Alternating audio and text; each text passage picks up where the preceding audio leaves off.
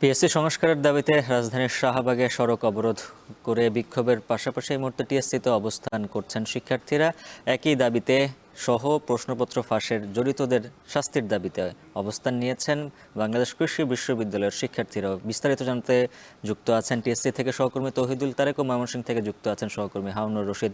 শুরুতেই তারেকের কাছে যেতে চাই। তারেক, জানাবেন চাকরি প্রত্যাশীদের দাবিগুলো কি কি, তারা কি বলছেন?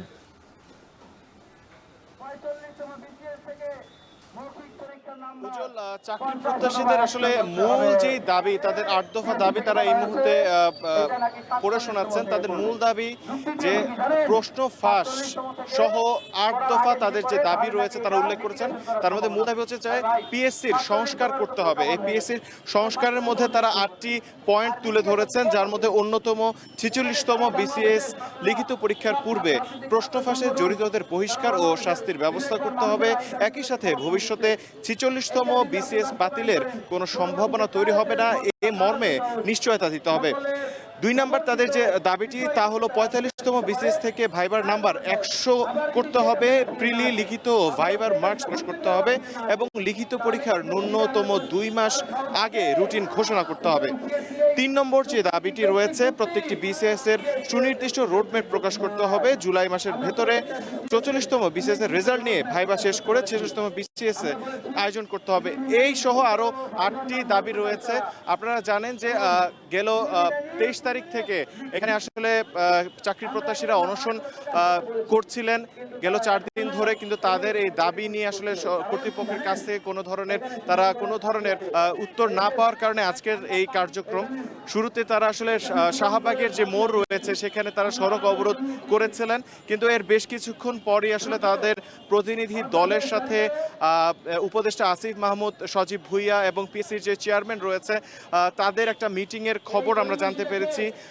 এই আন্দোলনকারীরা জানাচ্ছেন আসলে যে তাদের প্রতিনিধি দলের সাথে কর্তৃপক্ষ একটি সাক্ষাতে বা বৈঠকে বসেছেন, এই কারণে তারা সড়ক অবরোধ তুলে এখন বর্তমানে রাজু ভাস্কর্যের সামনে অবস্থান করছেন।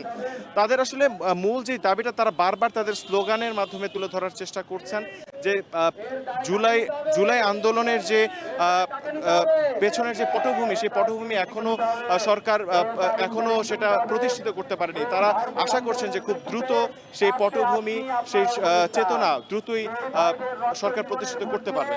এই ছিল আমার কাছে সর্বশেষ। এবার যেতে চাই ময়মনসিংহে, সেখান থেকে যুক্ত আছেন সহকর্মী হারুনুর রশিদ। হারুন, জানাবেন স্টেশনের বর্তমান পরিস্থিতি কেমন আর শিক্ষার্থীরা কি কি দাবি জানাচ্ছেন?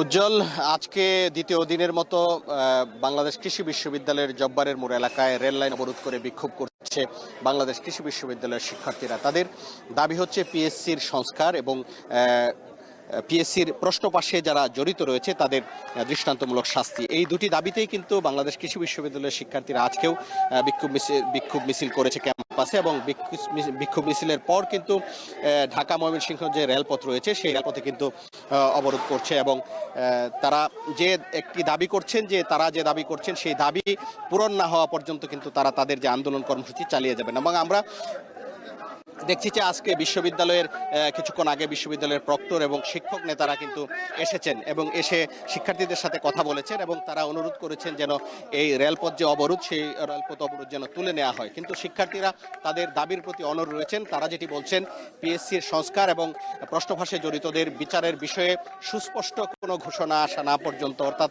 তাদের যে দাবি দেওয়া রয়েছে সেই দাবি দাবা মেনে নেওয়ার সুস্পষ্ট ঘোষণা না আসা পর্যন্ত কিন্তু তারা তাদের যে কর্মসূচি সেই কর্মসূচি চালিয়ে যাবেন।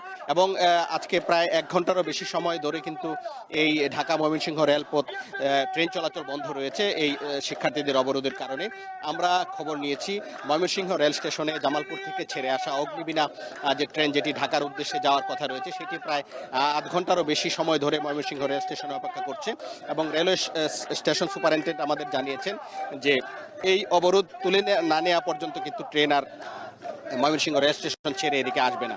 এবং ঢাকা থেকে ছেড়ে আসা আন্তনগর যমুনা এবং আন্তনগর ব্রহ্মপুত্র এক্সপ্রেস ট্রেন, সেই দুটি ট্রেনেও কিন্তু গফরগাঁও রেল স্টেশন ছেড়ে চলে এসেছে। এবং ময়মনসিংহ বাংলাদেশ কৃষি বিশ্ববিদ্যালয়ের আগে যে রেল স্টেশনগুলো রয়েছে সেই স্টেশনগুলোতে কিন্তু সেই ট্রেনগুলো অবস্থান করছে।